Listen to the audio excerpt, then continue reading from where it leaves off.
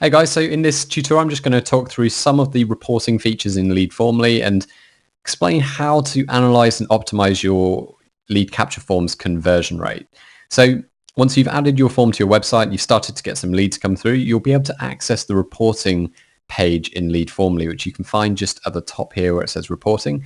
And this is going to show you a page something like what you can see here, which displays the number of people that have visited your form, the number of leads you've captured, the conversion rate, as well as the total value of leads that your form has captured if you've set up the lead value tracking, which you can do so when you get the embed code for your form. So you can view these stats for any of the forms that you create in Leadformly, and you can also look at these kind of stats over different periods of time. So you can see the weekly conversion rates, monthly conversion rates, etc. So this is really useful for kind of getting a general snapshot of how your form is converting and how it's performing over time. The next report that we have on this page is what we call response insights. So if your form is using any kind of question that has either a drop down, an image select, any kind of question that has a defined set of answers, you'll be able to use this section to display statistics on how people have responded to those questions. So for example, here, this is looking at the form on the leadformly.com homepage, where we're asking, how would you describe your company? And because there are only four possible answers to this, people can say that they're either an enterprise, agency, SMB, or startup. We can see the breakdown of how people have responded to that question. So this is really, really interesting because we now know that out of everyone who visits our website, approximately 36% of our visitors are agencies, or 36% of our leads are agencies. So this is just, it provides really valuable insights that we can then use to say, okay, well, if agencies, most of our leads are agencies, then perhaps there are more questions that we could ask them, or perhaps there's a question in our form that is maybe not so relevant to agencies. So very, very useful.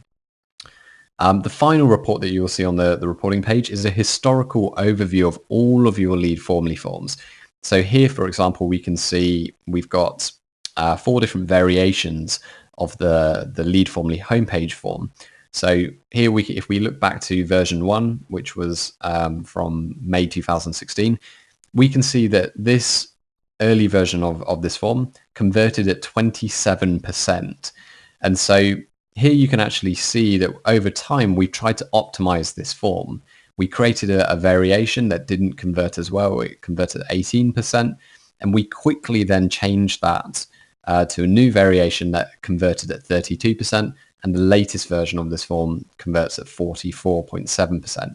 So here you can see a few things. One, you can see that, optimizing a form and creating a high performing lead capture form is something that you won't necessarily get right the first time. And from what we've seen time and time again with our customers is that it usually takes a few iterations to really kind of get a breakthrough and get some really great results, which, we can see here, we've almost doubled our conversion rate in just about 5 or 6 months by constantly iterating our lead capture form. So another insight that you can see here is that you don't always get it right the first time. We actually made the second version of our form actually converted worse than our original version. So this also kind of shows the value of, constantly iterating and testing different ideas and hypotheses until you get one that works very well. So before I move on, one question that we get asked quite a lot at Leadformly is, what is a good conversion rate? And the honest answer is it varies enormously from B2B to B2C. Generally, we found that B2C lead capture forms convert a much higher percentage than B2B. For example, in B2C, we've seen forms convert up to 60 to 70%, whereas in B2B, in a lot of industries, it would be considered very good to have a 10 or a 15% conversion rate. So it really does vary. What I urge our clients to focus on is not so much the specific number, but the improvement from your existing conversion rate. So I'd highly recommend look at your existing conversion rate. Use, if you can, Google Analytics data or data from your CRM to work out where are you right now, and then with your Leadformly form, try and beat that. Try to, get a 50% or 100% increase, and then constantly try to refine a Leadformly form to keep. It's almost like going to a gym and having a personal trainer, like trying to constantly beat your personal best. Well, if we apply that same concept to form optimization, we're trying to constantly increase our conversion rate, not looking at, other people's conversion rates, but just trying to constantly improve what we've got. So how do you know what to change in your forms? So where I usually like to start is using a tool called Hotjar, and this is completely free to use for, I think, I think you can have about 100 recordings for free of charge. So basically what Hotjar does is it allows you to watch recordings of people using your website or using your forms. So you can actually watch videos of people filling in your forms.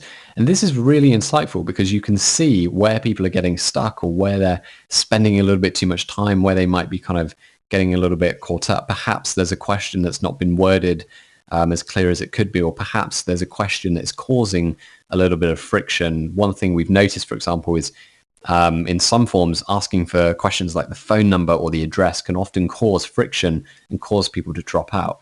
Well, a tool like Hotjar will show you, real examples of people on your site dropping out of your form for if they see kind of certain questions that cause friction. So I'll just show you kind of a quick example of how this looks. This is Hotjar. And as we can see, you can just watch videos of live users filling out your forms, so you can diagnose very easily and develop a really kind of good sense of empathy for what your users are doing when they're using your website and filling out your forms. So very, very powerful tool. Another recommendation that I would have around knowing what to test. There's a couple of models that are very useful. One is called the Lift model. It's created by a company called Wider Funnel, and this basically says if you want to increase the conversion rate of anything online, there's really only, I think, 6 things that you can do. One is you can increase the clarity. One is that you can increase the value proposition. You can increase the urgency. You can decrease distractions, decrease anxiety. And I'm struggling to think of the final one. But if you Google Lift model by Wider Funnel, it's a really useful framework that will just enable you to kind of brainstorm different ideas that may be limiting your form or your landing page's conversion rate. The other one that is useful is the Stanford professor BJ Fogg came up with a model called B equals MAT. So it's basically to increase the likelihood of someone doing something, i.e. filling out a form. You can either focus on increasing their motivation, or you can increase the ability. So either increase the motivation of people wanting to fill out your form. So maybe try a different value proposition or a different offer, or you can increase ability. So you could make it easier perhaps by eliminating questions or trying a different question type to make it easier to fill out your forms. So I'd Google both of those, the BJ Fogg BMAT and also the Wider Funnel Lift model, and just kind of spend a bit of time brainstorming different ideas, because what's going to work for you is going to be very, very unique and very different to what might work for another company. So it's a process where I'd highly recommend kind of looking at the data, whether that's Hotjar or brainstorming ideas, and then coming up with a few hypotheses. And then once you're ready to test those hypotheses, all you need to do in Leadformly is choose the form that you want to test. So if we say this PPC inquiry form, we want to create a variation. All you need to do is click clone, create a new version. So we can go PPC form version 2. And this will create an identical version to that form that you can then just make some changes to. So perhaps we just want to remove one of the questions. We can get the embed code, and then all you need to do is then you can either use A/B testing software to do a proper A/B test of your two different forms to see which one converts better, or you could implement this new version, run it for a period of time, and just see how it converts compared to your old version. So Those are my recommendations when it comes to analyzing and optimizing your form's performance. Hope that's been useful and given you a couple of ideas on how you might be able to analyze and optimize your Leadformly form.